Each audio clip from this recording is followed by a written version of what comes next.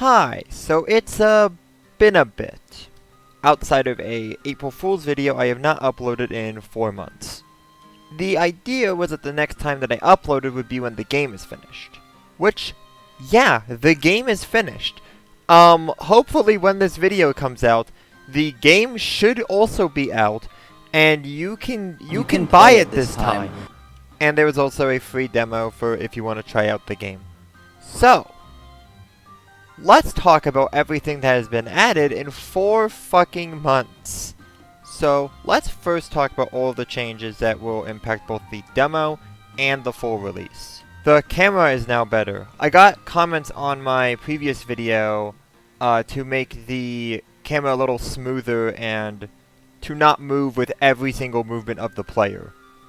And yeah, I decided to do that. I personally didn't really notice anything wrong with the original camera, but then once I made it smoother, it does feel just slightly better to me, but it probably feels better to other people. So yeah, so that is now a thing, that the camera is slightly better.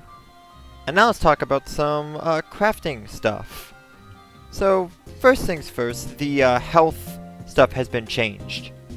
The smallest one you can do is now healing 5. I changed this because of a couple things. First of all, trying to balance 3 health and 5 health healing was really difficult without making one of them obsolete. And then in my own internal testing, I changed it to 3 health and 8 health, which was a little better. But it made it so that the 3 health was almost never good. It was just too little health being restored, and it just, like, it was basically just a waste of materials, because you might as well just take more hits and then heal for 8 instead. And just trying to balance it was difficult. So I decided to up the amount of materials that are needed to heal, but also up how much healing is being done to best balance everything. Second thing is that the dash has been slightly reworked. Before, you could deal 1 point of damage when dashing, which could be good to kill an enemy, but it was super situational and not very good. I had multiple people play my game and talk about how they were kind of disappointed that they couldn't dash in midair. So I decided to remove the damage that the dash could do and instead have it so that you could dash midair horizontally.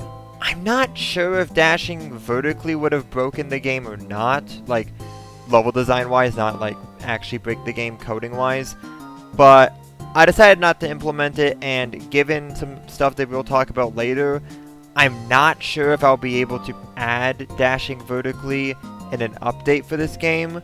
But yeah, no, dashing horizontally feels really good, and I don't know why I decided to do the damage thing in the first place. Also, buff to the enemy/foe bounce upgrade is that now it instantly kills enemies instead of just doing 1 point of damage. It's already hard enough to get onto their head, and sometimes it's not even feasible to be able to do that, so you might as well be awarded by actually killing the enemy than having to slowly bounce on them 3 times. Especially since kind of the point is to sort of have this synergy, especially once you have all of the upgrades. It can be really fun to chain everything together, and if the foe bounce didn't kill things, then you have to kind of stop what you're doing and just bounce 3 times to kill the enemy, and then you can go have fun again. So I just made it so that you could instantly kill the enemy. Also, you didn't hear it from me, but bouncing on an enemy also recharges your dash. It does not, however, recharge the hover, because the hover is really good. It's really good still. So I didn't think that the hover needed the buff, but I felt like the dash could go with the slight little buff that it gets recharged whenever you bounce off an enemy. So there is that. Lastly, the sniper shot is gone. The weapon just wasn't very good to use. You had to stop what you were doing and then immediately aim in 9 directions. And if that enemy just wasn't in one of those 9 directions, you kind of were just fucked. And then just hitting the enemy just didn't really feel it just didn't feel satisfying to use the weapon. And then it had like a cluster of 3 separate ideas, because like, okay, you can aim it.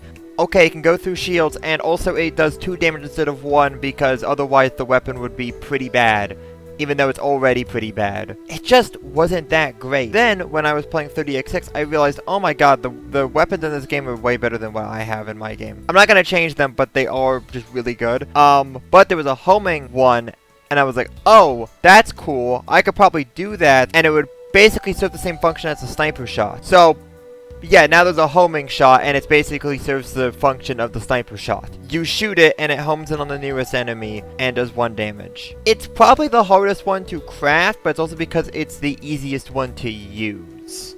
The charge shot leaves you vulnerable and makes it so that you have to land your shot for it to really be worth it. And the shotgun shot requires you to be up close to the enemy to get the full effect of it. But the homing shot, you can just stand back and just have the shot just go to the nearest enemy. There's not much risk involved, and so instead it's just harder to use. So you have to really think about if you actually want to spend the 3 shots on this enemy, which, yeah, it also takes 3 shots to kill an enemy. It only does 1 damage instead of the other 2, which can kill in 1 hit. Overall, this weapon is so much more fun to use. I understand that my game is meant to be slower than something like 30XX, but having to stop in place and aim with the sniper shot was just kind of a pace breaker. And this makes it so that you keep moving while you can still be slow during the levels. It is just so much better of a weapon than the sniper shot was. Lastly, let's talk about the save file transfer. I thought about in the demo, like some people would stop playing after the 3rd level because it got a little bit more difficult. And that if they wanted to get back to that level on easy mode, they would have to replay level 1 and 2. And that would just be kind of boring, I feel like, for some people. And they might not choose to play the game anymore because it just got too difficult and they didn't want to replay the game. And that was just with the demo in mind. With the full game in mind, if you got stuck on like the last level, you probably don't want to replay the entire game on an easier difficulty just to get back to that last level. So I decided that you can instead transfer your save file to an easier difficulty. So that way, if you get stuck on a level, you could just go to another difficulty and then beat the level on that difficulty without having to restart the entire game. I didn't want you to go up the difficulty though, because I want you to try to actually unlock the levels legitimately and whatnot, and not just transfer your progress and go from easy mode to hard mode and then question why the game is kicking your ass. So yeah, this feature makes it so that way if you're struggling, you're able to go to an easier difficulty and be able to continue the game on that. And then you can always come back, then beat the game on the harder difficulty later on. It does not delete your progress, it just moves the save file to a lower difficulty. Now let's move away from stuff that's in both the demo and the full game and just go into the new stuff that I added in the full game. Starting with the new levels, starting with level 7. So before the boss battle, before this level, you get a choice if you want to side with the aliens or side with the humans. And after that point, you get put onto a separate branching pathway. So level 7 is the first of 2 levels that is different depending on which route you're on. The differences in this level are pretty minor though. It is the same level layout, it's just that the enemies are different. You're fighting humans if you joined the aliens, and you're fighting the aliens if you joined the humans. So it's just enemy placement that is different, but that can't change how you go about the level. The main gimmick of the level is that you're able to go to different streets within this city. So there's 3 separate layers to this level that you can go between. And it's pretty interesting, but it was also kind of hard to make a level for this. At first I didn't want to have a lot of 2-block platforms because I kind of wanted everything to feel a little bit more like a street, but as things went on, it became way harder for me to make level design with that in mind, so I just decided to say screw it, and now there's bottomless pits and things are super jagged, which honestly I think was fine. I also realized that the 3rd layer could not have, the very back layer could not have any bottomless pits, otherwise it would look really weird. So it was also difficult to kind of make interesting level design without any sort of bottomless pits, so that was kind of cool to try to do. It was also a little bit difficult to try to make a level with not many ceilings after doing a lot of indoor levels previously. It was just a difficult level to make, and it was honestly it took me a while. It took a few weeks to make it. Not only the layout, trying to figure out how to make it interesting, but also that the going in between the layers thing took a while to get it to work. It was pretty rough. But it works now. And also, with this level, introduces human enemies. One of them is sort of a reskin of the homing missile alien, where he just shoots missiles, but this time they explode on impact. And there's also this sniper guy, who is unique, but just If you get into his line of sight, he fires at you, and that's basically all he does. The last 3, however, walk towards you and shoot at you. One of them shoots 4 bullets consecutively, one of them shoots them in like a spread, and one of them has a shield which you have to hit, and then he'll stop following you, and then you can get behind him and then shoot him from behind.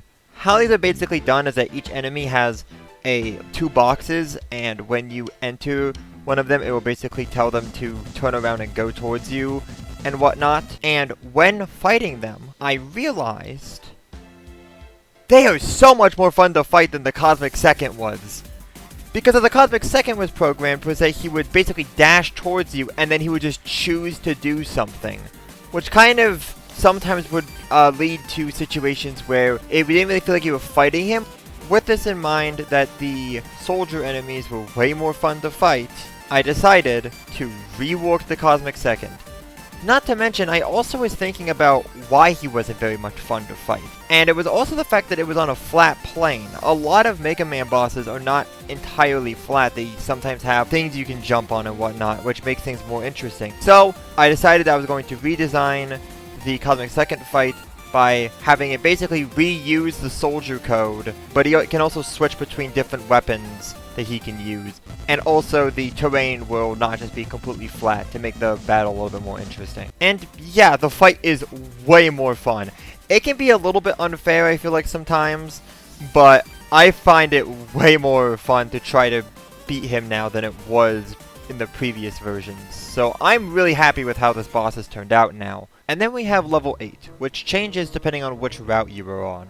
If you sided with the humans and you're trying to go up the building, and if you sided with the aliens and you're at the basement of the building. So let's start with the human route of level 8. This level was a bit difficult to design, given the fact that there couldn't really be bottomless pits, since it wouldn't really make sense for there to be bottomless pits in the building, and it wouldn't make sense for there to be like poison or something in the main part of the building that people are supposed to be in. So it doesn't have bottomless pits, so trying to design a level with that in mind was tough. Also, if I'm being totally honest, at this point I was kind of losing ideas of how to make levels, and so these last 2 levels started to use some gimmicks. This one using a on and off gimmick that has some blocks sometimes appear and disappear, with the goal of the level being, instead of just getting to the end, instead hitting 5 switches to open up a door at the end of the level. With the first one that you can hit being kind of a tutorial on just how the gimmick works, and then the other 4 using the on and off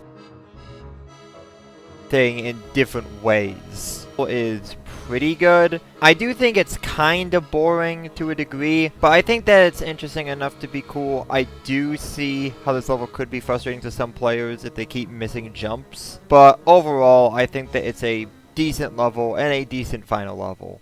And now we get to the alien route of level 8. Oh god, this level.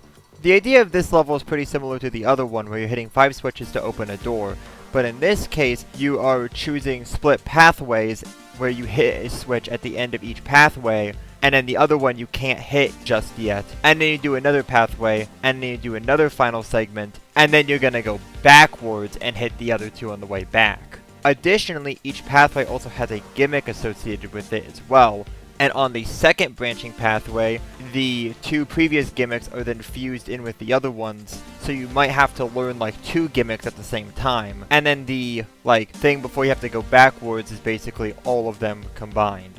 I like this level. Also, this level was really hard to balance. The initial version of the level is what hard mode is. It's slightly buffed in hard mode, but that's basically the initial version of the level. However, playtesting it, oh my god, the level was way too difficult, and it was way too long. I genuinely dreaded playing this level, and at that point I was like, I can just nerf it, and so I made it way shorter, which may seem like a loss, but honestly I think it makes the level way more enjoyable, and I think it still gets enough mileage out of each of the gimmicks to still be worth it. I really don't think that you're missing much by it being nerfed, and it just makes the level more enjoyable in my opinion. But I decided to keep it in hard mode because it's hard mode. Now, I think the level is in a good state where I think it is a decent length and I think it's still difficult, but not a tremendous difficulty spike.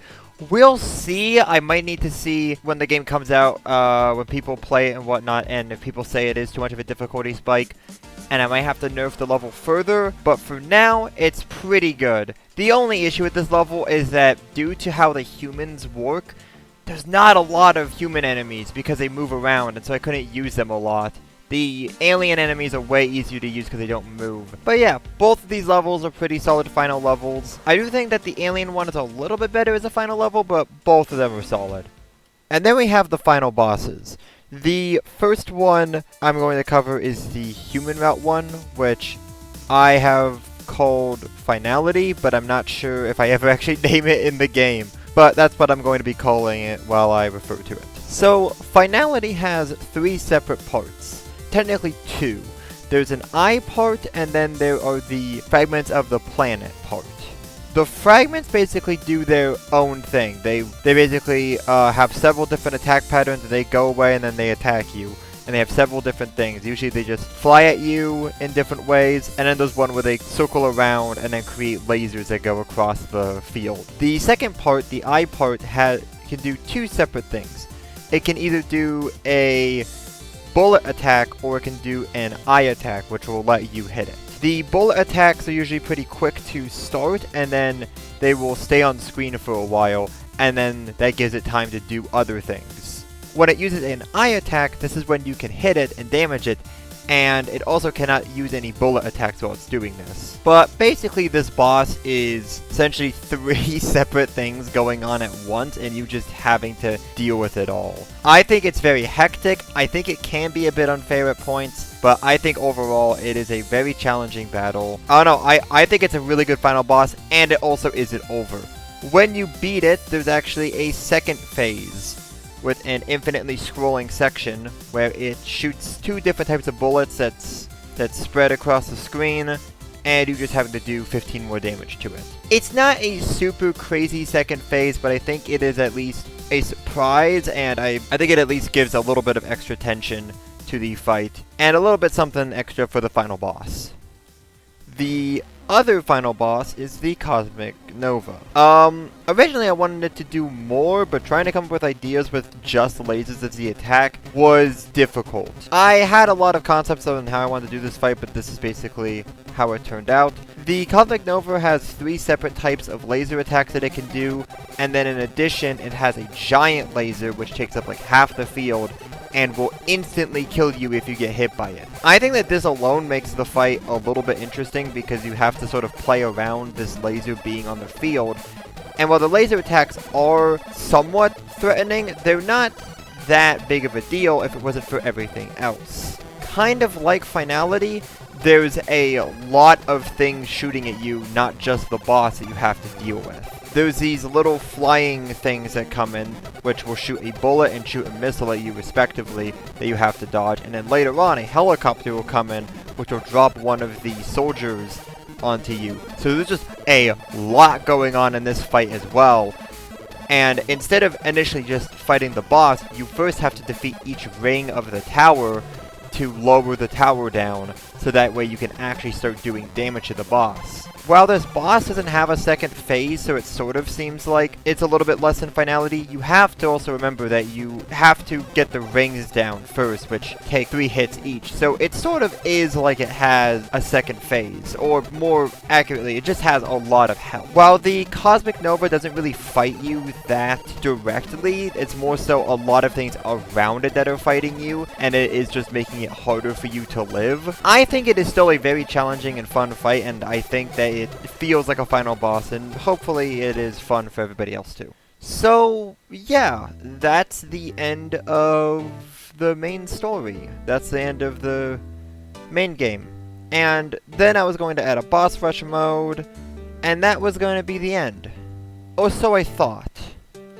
I was having a conversation with one of my friends and was talking about how the way that you were supposed to play the game is to beat it without dying. And he was talking about how, like, yeah, there's times when you get an achievement, and it's just like, oh, come on, man, I wish I got more content.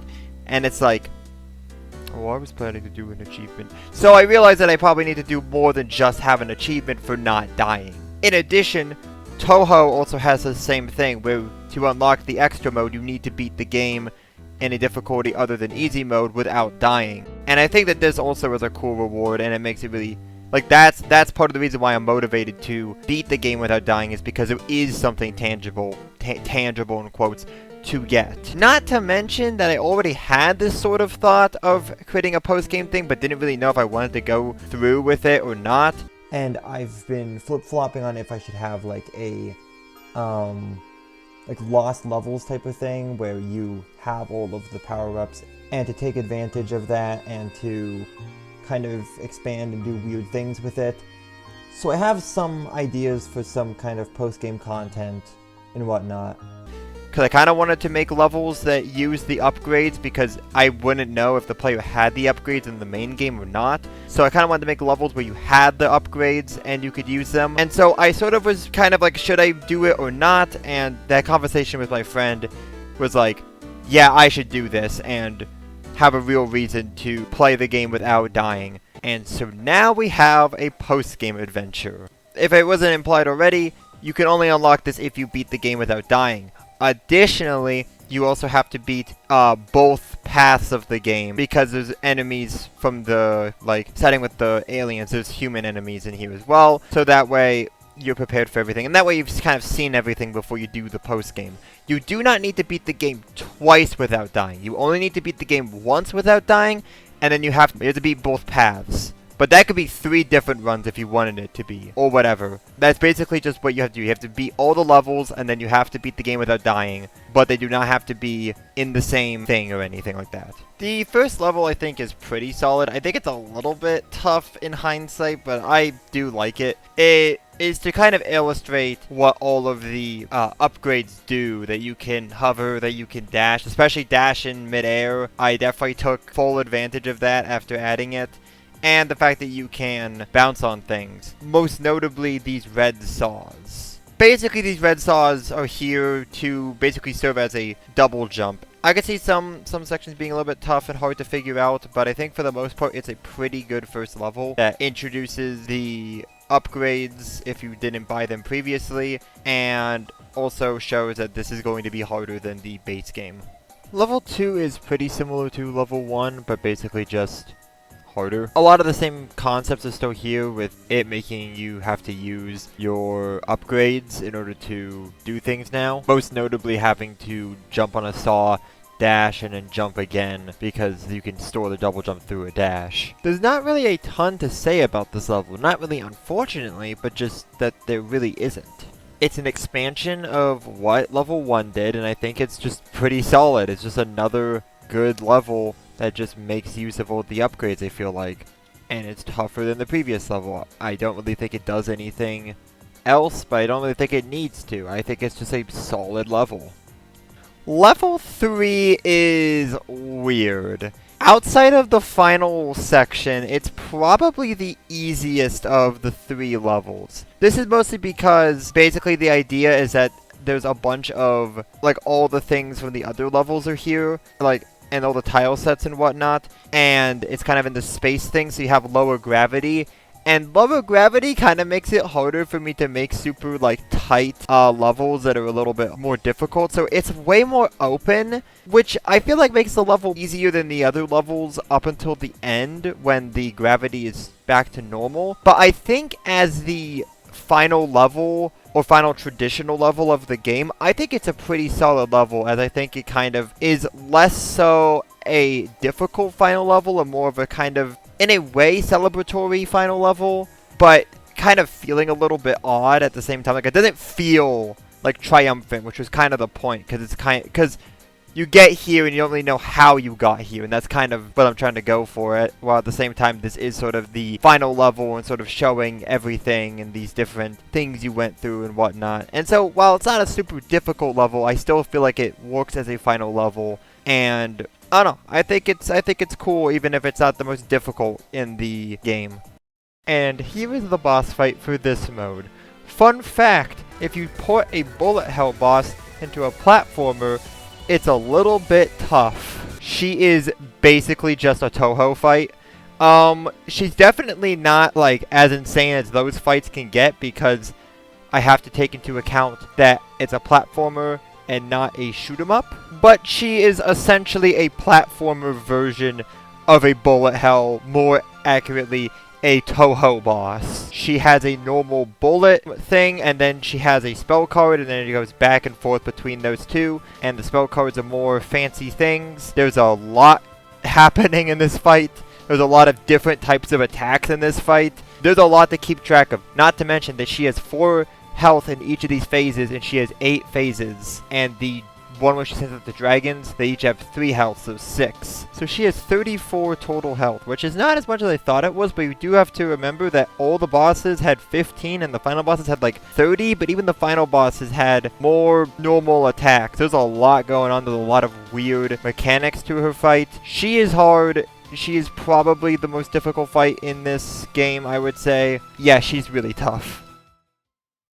But that's not where the game ends. You see, the dash has been pretty good. The air dash is definitely a good feature that lets it be applicable in any level. However, it's really good and really fun when you're using it to go really fast, which the game hasn't really let you do very much. So now you're running away from this thing. The final level is a chase segment, and I think it's pretty tough. Again, I don't think it's the hardest stage in the game, but I think that it really challenges you to go really quickly, which is something that the game really hasn't made you do, and have to think kind of quickly. And there's a lot of sections where, because of the high stress of being chased, you might mess up and whatnot. It's a very different feeling type of level because you're being chased, and I think that it is a very unique final level and a very, very cool, I think, closer to all the levels in the game, because this is the final one once you beat it. Obviously, there's easy mode and hard mode versions of these levels too, and so you can always go to the next difficulty when you've beaten this mode. I would say probably once you've beaten Universal Collide, that's when you can go to the next difficulty, and that's kind of the point of Universal Collide, is to sort of get you ready for the next difficulty while also being a unique experience in of itself.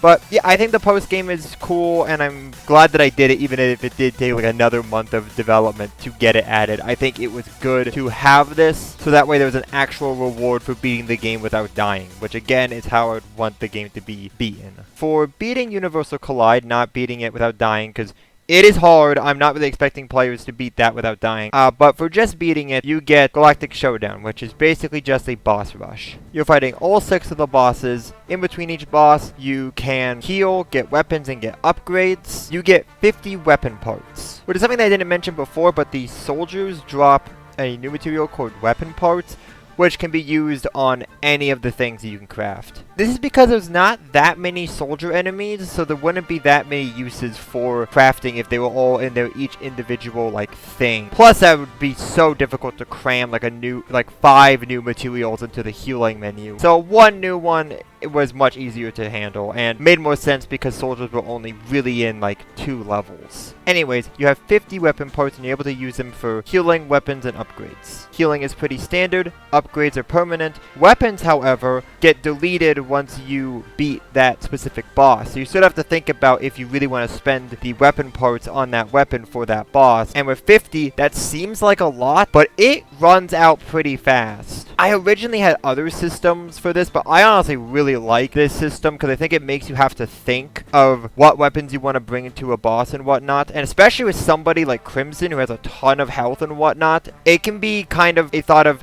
do I want to save up a lot of weapons for this boss, but will I use them all and whatnot? And then there's the upgrades and whatnot, and that you can spend stuff on them as well. I think there's just a lot of thinking to do with the 50 weapon parts, and so I really like how this mode came out. Not to mention, you also can add stuff to a leaderboard. It's a local leaderboard, but it basically just tracks all of your wins, or just anything that you add to the leaderboard. You can also track losses as well. It only works for each individual mode, so only rankings made in easy mode will show up on the easy mode leaderboard, and only rankings added on normal mode will show up on the normal leaderboard, etc. But I think it's really fun. I really like boss rush modes. This one I honestly have a lot of fun playing, and I really like I boot up Kirby games just to play the boss rush mode. I really like boss rush modes, and so I think this is a really fun one. I honestly could see myself booting this game up just to do a run of the boss rush mode. I think it's cool. And that is the end, I think. I think the game is done. I don't think it's settled into my brain yet that, like, it's done. I did it. I released a game, a full game on Steam. That's crazy, kind of thinking about it. When it comes to the future of this game, I don't think I'm going to be really doing anything other than small patches for any bugs that are found. That's kind of it. I don't really want to do DLC for this game, other than the soundtrack. That's kind of it. The soundtrack will only be releasing on Steam and will be on YouTube and stuff. But that's kind of it when it comes to this game. When it comes to games in general, I'm going to keep making games. Maybe just a little bit, like, less hard than I did this time. I was working a lot on this game. I was always working on it. I like working, so I honestly probably will work on a game. But, like, I have canceled, like, events, and so not, like, important events, just, like, playing Magic the Gathering with some people and whatnot. But I have not going to that, and like sometimes not hang out with friends or whatever to work on this, and probably with future projects, I'm not going to do that. This game was my first big project, and I wanted to get out of the door, so that way I had something to show to people, especially for jobs.